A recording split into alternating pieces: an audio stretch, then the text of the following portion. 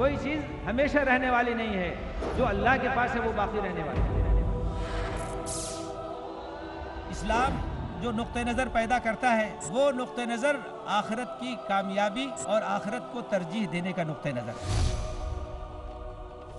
اور اسلامی سماج کی بنیادی خصوصیات میں سے یہ خصوصیت ہے کہ اس سماج کے افراد کا رخ آخرت کی طرف ہونا چاہیے۔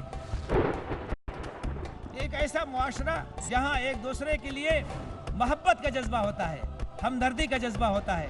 آج جو معاشرے کے اندر خرابیاں پیدا ہوتی ہیں، ایک دوسرے سے تعلقات خراب ہوتے ہیں، ایک دوسرے کے لیے عدورتیں اور دشمنیاں جنم لیتی ہیں، اس کی وجہ یہ ہے کہ انسان کے اندر خود غرضی ہے۔ انسان دوسروں سے محبت نہیں کرتا ہے، جبکہ اسلامی سماج کی یہ خصوصیت ہے کہ وہاں انسان دوسروں سے محبت کرتا ہے۔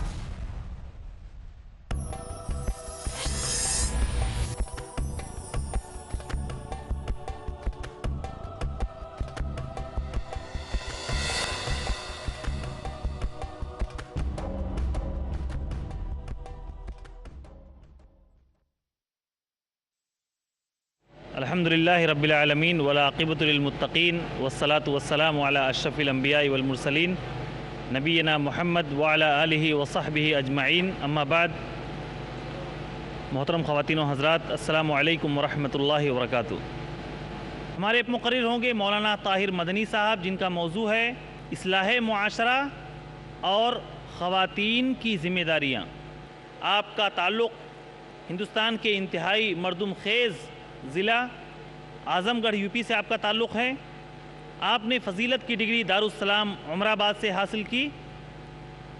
عالم اسلام کی مشہور یونیورسٹی جامعہ اسلامیہ مدینہ منورہ سے آپ نے گریجویٹ اور علی گڑھ مسلم یونیورسٹی سے ایم اے کیا۔ عظیم درسگاہ جامعۃ الفلاح بلیریا گنج کے ڈائریکٹر رہ چکے ہیں اور الفلاح فاؤنڈیشن کے آپ چیئرمین ہیں۔ مختلف کتابوں کے آپ مصنف ہیں، جن میں قرآن کا مطالعہ کیوں اور کیسے اور مصارف زکوٰۃ شامل ہیں۔ ہندوستان اور ہندوستان سے باہر مختلف ملکوں میں آپ سیمینار اور کانفرنسوں میں شرکت کے لیے تشریف لے جا چکے ہیں۔ میں پورے احترام کے ساتھ جناب طاہر مدنی حفظہ اللہ کو دعوت دیتا ہوں کہ وہ مائک پر تشریف لائیں۔ جناب مولانا محمد طاہر مدنی حفظہ اللہ۔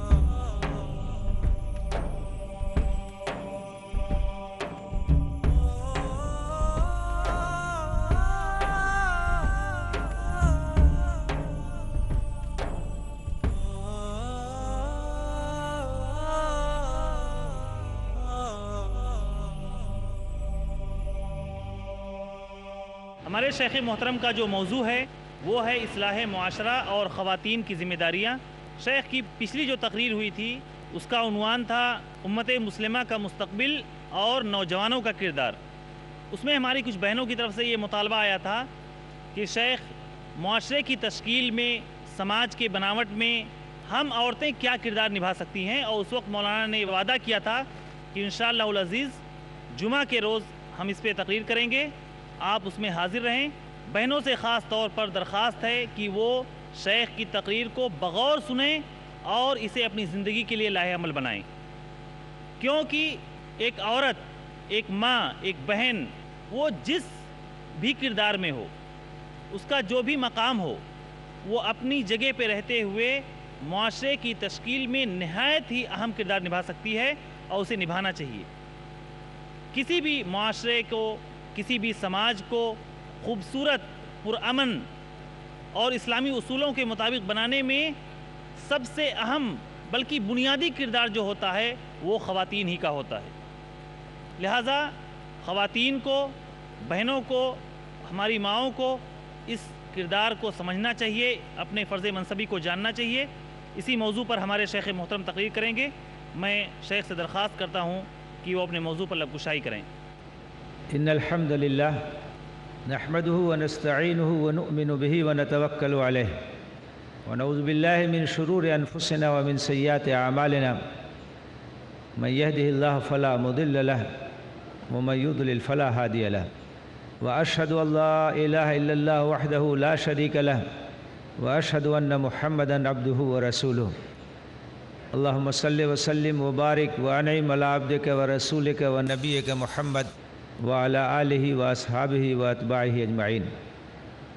اما بعد فاعوذ باللہ من الشیطان الرجیم. بسم اللہ الرحمن الرحیم.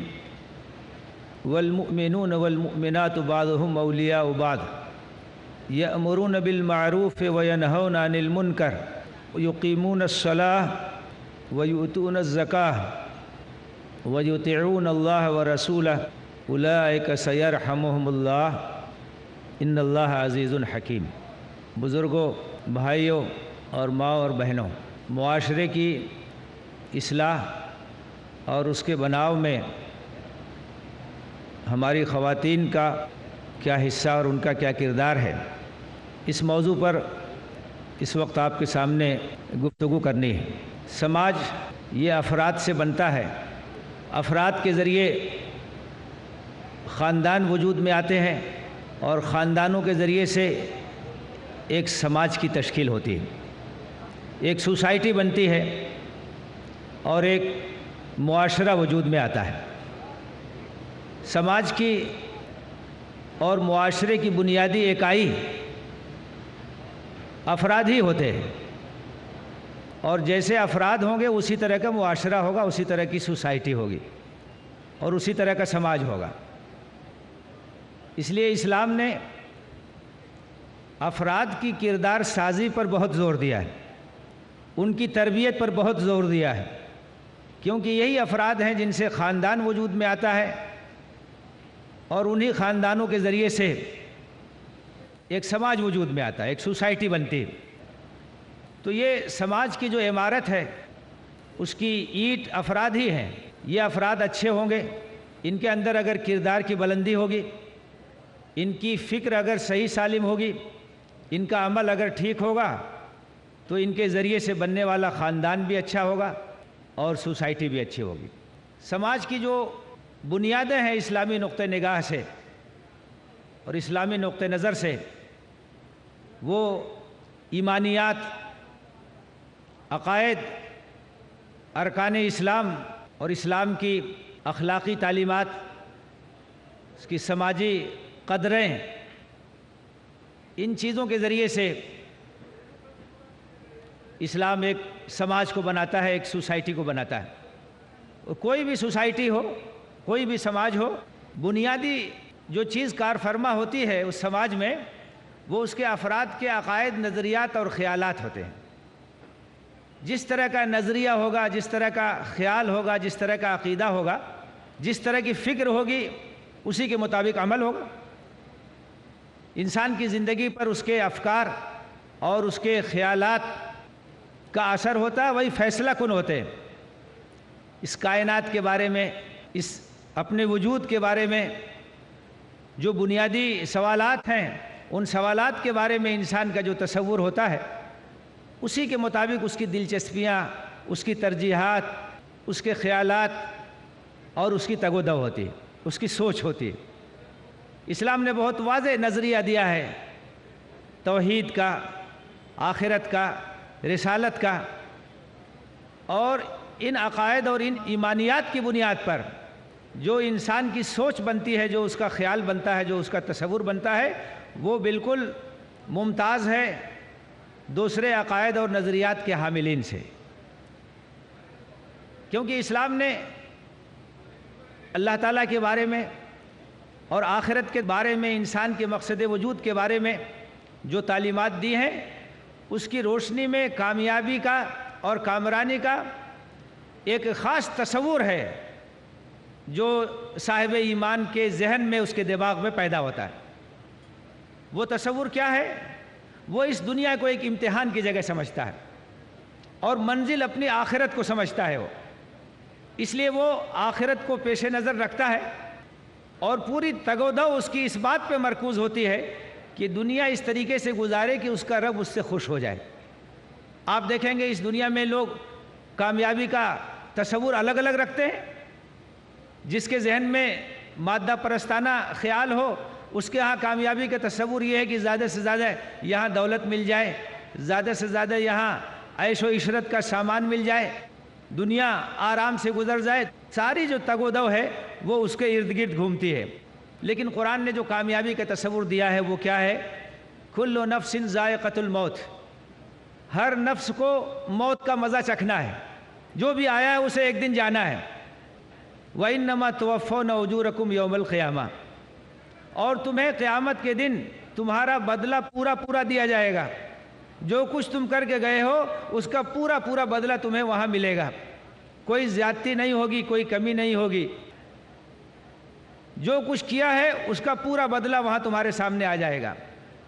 فَمَنْ زُحْزِحَ عَنِ النَّارِ وَأُدْخِلَ الْجَنَّةَ فَقَدْ فَازَ، تو وہاں جو آگ سے بچا لیا جائے اور جنت میں داخل کر دیا جائے تو وہ کامیاب ہو گیا۔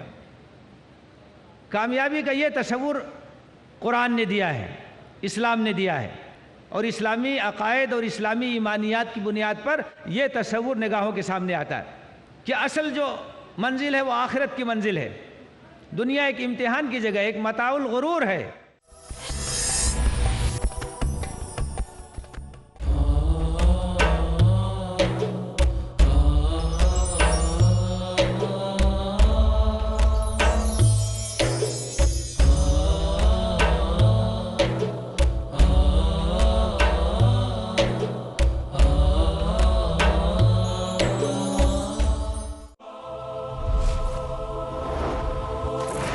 آپسی اتحاد کی تنقید،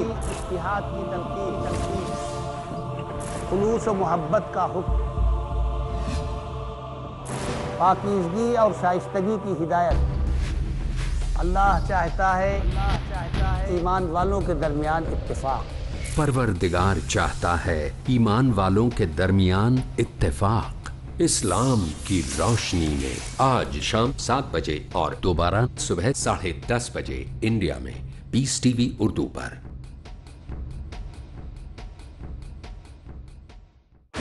برکت کے ذرائع، جو اسباب اللہ تعالیٰ نے مقرر کیے ہیں انہی اسباب کے اپنانے سے برکت آئے گی۔ تقوی اختیار کرو، تم اللہ تعالیٰ سے لوگوں ڈرو اور رزق ڈھونڈنے میں ہمیشہ حلال طریقہ اختیار کرو۔ اللہ رزاق ہے۔ نیک اور عمل صالح کرنے والے صالحین کی ذمہ داری اللہ تعالیٰ اپنے اوپر لے رکھا ہے۔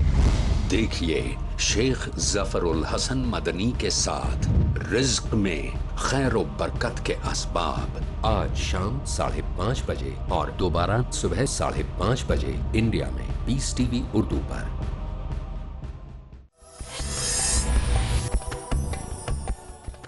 یہ دل لگانے کی جگہ نہیں ہے۔ ما عندکم ینفد وما عند اللہ باق، جو کچھ تمہارے پاس ہے فانی ہے، کسی چیز کے اندر بقا نہیں ہے، کوئی چیز ہمیشہ رہنے والی نہیں ہے۔ جو اللہ کے پاس ہے وہ باقی رہنے والا ہے، جو اللہ کے پاس ہے اسی کے لیے بقا ہے۔ تو ایک فانی چیز سے اپنے دل کو لگانا یہ نادانی کی بات ہے، اور دانائی کی بات یہ ہے کہ جو چیز رہنے والی ہے اس کو اپنے دل میں جگہ دی جائے، وہاں اپنا دل لگایا جائے۔ اللہ کی رضا، جنت، قرآن نے جو ٹارگٹ رکھا ہے اہل ایمان کے سامنے وہ جنت کا حصول ہے اور اللہ کی رضا کا حصول ہے۔ اور یاد رکھیے کہ ہر انسان کے دل میں کوئی نہ کوئی ٹارگٹ ہوگا، اس کا دل خالی نہیں رہ سکتا ہے۔ یا تو وہاں دولت کی خواہش ہوگی، شہرت کی خواہش ہوگی، عہدہ اور منصب کی خواہش ہوگی، زیادہ سے زیادہ دنیا حاصل کرنے کی خواہش ہوگی، یا وہاں اللہ کی محبت ہوگی، آخرت کی کامیابی کی فکر ہوگی، جنت کی خواہش ہوگی۔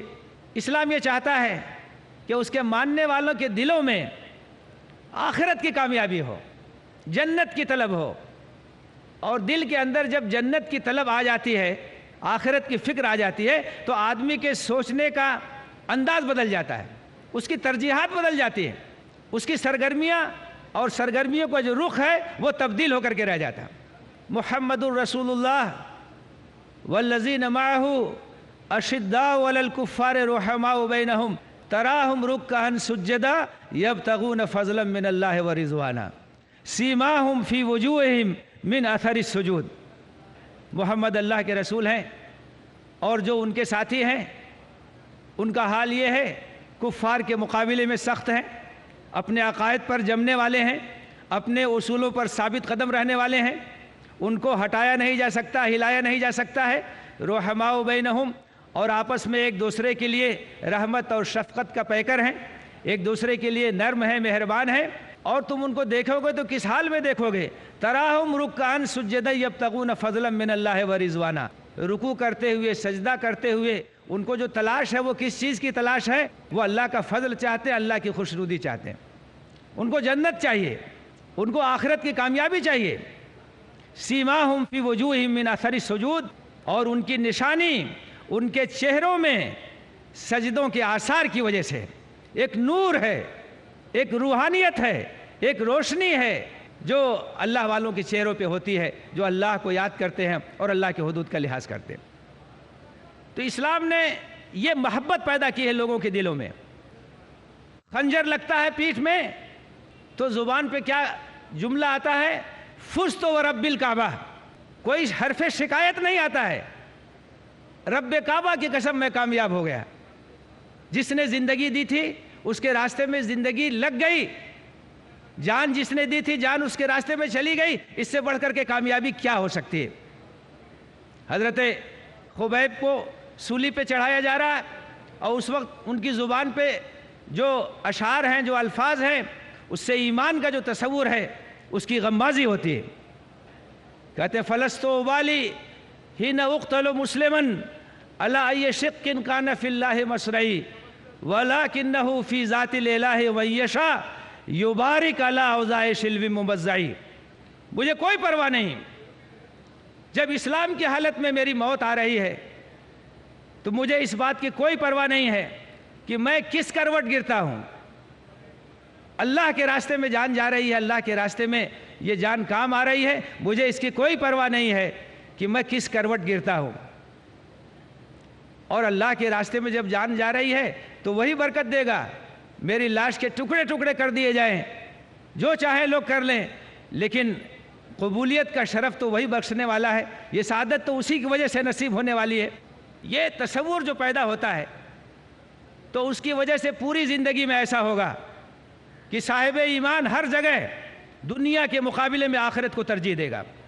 دنیا کی محبت اس کے دل میں نہیں ہوگی، دنیا میں رہے گا، دنیا سے باہر نہیں رہے گا وہ، لیکن وہ دنیا کی محبت میں گرفتار نہیں ہوگا۔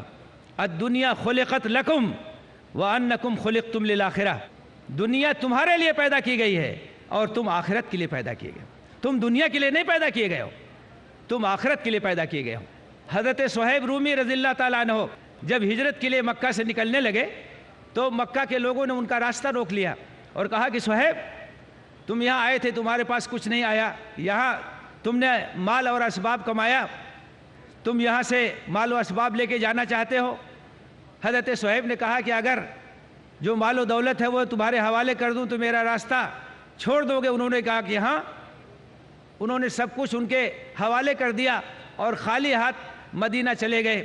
اللہ کے رسول صلی اللہ علیہ وسلم نے فرمایا ربح صہیب، ربح صہیب، صہیب نے بہت ہی نفع کا سودا کیا، دنیا کو چھوڑ کر کے آخرت کو اس نے ترجیح دی، ہجرت کو، اللہ اور اس کے رسول کی محبت کو اس نے ترجیح دی، یہ بہت ہی نفع کا سودا۔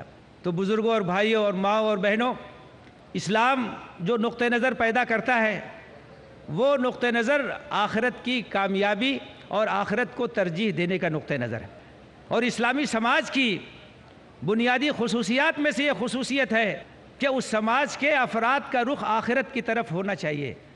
وہاں للہیت، اخلاق، کردار، ایک دوسرے کے ساتھ محبت، اپنائیت، انسان دوستی، یہ بنیادی اقدار ہیں جو کہ اسلامی سماج کے اندر ہوتی ہیں۔ وہاں پاکیزگی ہوتی ہے، وہاں ایک دوسرے کے لیے نصح اور خیر خواہی کا جذبہ ہوتا ہے۔ الدین والنصیحہ، اللہ کے رسول صلی اللہ علیہ وسلم نے فرمایا کہ دین تو نصح و خیر خواہی کا نام ہے۔ پوچھا گیا لمن یا رسول اللہ، کس کے لیے؟ آپ نے کہا للہ ولکتابہ ولرسولہ ولائمۃ المسلمین وعامتہم، اللہ کے لیے، اللہ کی کتاب کے لیے، اللہ کے رسول کے لیے، ائمۃ المسلمین کے لیے اور عامۃ المسلمین کے لیے۔ ایک ایسا معاشرہ جہاں ایک دوسرے کے لیے محبت کا جذبہ ہوتا ہے، ہمدردی کا جذبہ ہوتا ہے، خیر خواہی کا جذبہ ہوتا ہے، ایثار اور قربانی کا جذبہ ہوتا ہے۔ آج جو معاشرے کے اندر خرابیاں پیدا ہوتی ہے، ایک دوسرے سے تعلقات خراب ہوتے ہیں، ایک دوسرے کے لیے کدورتیں اور دشمنیاں جنم لیتی ہیں، اس کی وجہ یہ ہے کہ انسان کے اندر خود غرضی ہے، انسان کے اندر مادہ پرستی ہے، انسان دوسروں سے محبت نہیں کرتا ہے، جبکہ اسلام یہ چاہتا ہے اور اسلامی سماج کی یہ خصوصیت ہے کہ وہاں انسان دوسروں سے محبت کرتا ہے، ان کے ساتھ خیرخواہی کا معاملہ کرتا ہے۔ انما المؤمنون اخوہ، اہل ایمان آپس میں بھائی بھائی ہیں۔ ایمان نے، عقیدے نے ان کو ایک رشتے میں باندھ دیا ہے۔ سب سے طاقتور رشتہ جو اس سرزمین پر انسانوں کو جوڑتا ہے وہ عقیدہ اور ایمان کا رشتہ ہے، اس سے طاقتور کوئی رشتہ نہیں ہے۔ صہیب روم کے رہنے والے تھے، سلمان فارس کے رہنے والے تھے، لیکن مکے میں تمام لوگ ایک ساتھ تھے، سب ایک دوسرے کو گلے لگانے والے تھے۔ مہاجرین جب ہجرت کر کے مکہ سے مدینہ گئے تو انصار نے کس طریقے سے ان کا استقبال کیا، وہ تاریخ اسلام کی ایک مثال ہے۔ لٹے پٹے لوگ تھے، ان کے پاس کچھ نہیں تھا، لیکن انصاریوں نے جس طریقے سے ان کو گلے سے لگایا، اپنے گھر میں جگہ دیا، مال و اسباب میں ان کو شریک کیا، وہ ایک تاریخی کارنامہ ہے انصار کا، اور اس کا ذکر قرآن نے کیا اور ان کی تعریف کی ہے۔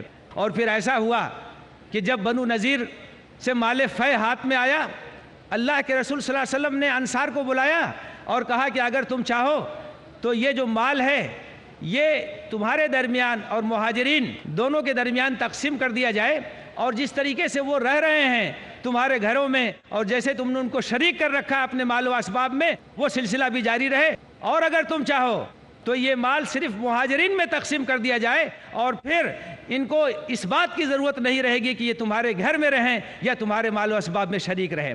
تو اس وقت انصار کے سرداروں نے جو جواب دیا، حضرت سعد ابن عبادہ اور سعد ابن معاذ نے، وہ ایمان افروز جواب ہے۔ انہوں نے کہا کہ اے اللہ کے رسول، ایسا کیجئے کہ یہ جو پورا مال فے ہے یہ سب مہاجر بھائیوں میں تقسیم کر دیجئے، اور جس طریقے سے وہ ہمارے گھر میں رہتے ہیں اسی طریقے سے رہیں گے، اور جس طریقے سے ہمارے ہاں وہ شریک ہیں وہ شرکت بھی باقی رہے گی۔ یہ محبت، یہ ایثار، یہ قربانی، یہ اسلامی سماج کی ایک پہچان ہے۔ اسلامی سماج کے اندر اخوت اور محبت ہوتی ہے، بھائی چارہ ہوتا ہے، ایک دوسرے کے ساتھ ہمدردی کا جذبہ ہوتا ہے، اور ایک دوسرے کے لیے خیرخواہی اور ایثار کا جذبہ ہوتا ہے، عام انسانیت کے ساتھ محبت اور ہمدردی کی بات ہوتی ہے۔ تو یہ بنیادی جو خصوصیات ہیں سماج کے اندر، یہ پیدا ہوتی ہیں ایمانیات کی وجہ سے۔ اسلام کے جو عقائد اور نظریات اور اسلام کی جو تعلیمات ہیں اس کی وجہ سے آج ضرورت اس بات کی ہے کہ ہم اپنے معاشرے میں، اپنے سماج میں ان خصوصیات کو پیدا کریں۔ آج ہمارے سماج میں جو بگاڑ ہے اس کی بہت سی شکلیں ہیں۔ ہماری جو اخوت ہے، ہمارا جو بھائی چارہ ہے، اس کے اندر کمزوری پیدا ہو گئی ہے۔ ہمارا سماج بھی عام لوگوں کی طرح سے دنیا کی طرف بھاگ رہا ہے، وہاں بھی مادہ پرستی ہے، وہاں بھی آپ دیکھیں گے تو مغربی تہذیب کے پیچھے بھاگے چلے جا رہے ہیں، دنیا کے پیچھے بھاگے چلے جا رہے ہیں۔ جو اسلامی قدریں ہیں جس میں پاکیزگی اور اخلاق اور محبت اور ہمدردی اور ایثار اور قربانی کی باتیں ہیں، وہ تمام چیزیں کمزور ہوتی چلی جا رہی ہیں۔ اس کے علاوہ آپ دیکھیں گے کہ سماج میں طرح طرح سے برائیاں جنم لے رہی ہیں، اور کس طریقے سے سماج ہمارا یہ برائی کی طرف اور بربادی کی طرف جا رہا ہے۔ نوجوانوں کے اندر بگاڑ، عورتوں کے اندر بگاڑ، اسلامی تعلیمات سے دوری، آپ دیکھیے تو فیشن پرستی اور عریانیت اور مغربی تہذیب کی نقالی مردوں میں، عورتوں میں، یہ سب میں یہ تمام چیزیں پھیلتی چلی جا رہی ہیں، جس کی وجہ سے وہ تصویر نہیں بن پا رہی جو تصویر بننی چاہیے۔ اسلامی سماج کی، اسلامی خاندان کی، اسلامی سوسائٹی کی جو پہچان بننی چاہیے وہ پہچان ختم ہوتی جا رہی ہے۔ اگر اس کی فکر نہیں کی جائے گی تو آئندہ اور زیادہ زوال پیدا ہوگا، اور زیادہ انحطاط پیدا ہوگا، اور ہماری جو پہچان ہے وہ اور زیادہ مشکل ہو جائے گی۔ اس لیے اس بات کی فکر کرنا کہ ہم اپنے سماج کو اسلامی تعلیمات کے مطابق ڈھالیں، ہمارا سماج اسلامی اقدار کے مطابق عمل کرے، اور وہاں وہ صفات پیدا ہوں جو کہ ایک مسلم سماج کے اندر ہونی چاہیے، یہ ہم سب کی ذمہ داری ہے۔ عورتوں کی بھی اتنی ہی ذمہ داری ہے جتنی مردوں کی ذمہ داری ہے، اور اسلامی تعلیمات کی روشنی میں عورت اور مرد یہ دونوں شرف انسانیت میں برابر ہیں۔ وَلَقَدْ كَرَّمْنَا بَنِي آدم، تمام بنی آدم کو عزت اور احترام اور تکریم کا مقام دیا گیا ہے۔ اسلام نے مرد اور عورت میں اس بنیاد پہ کوئی فرق نہیں کیا ہے۔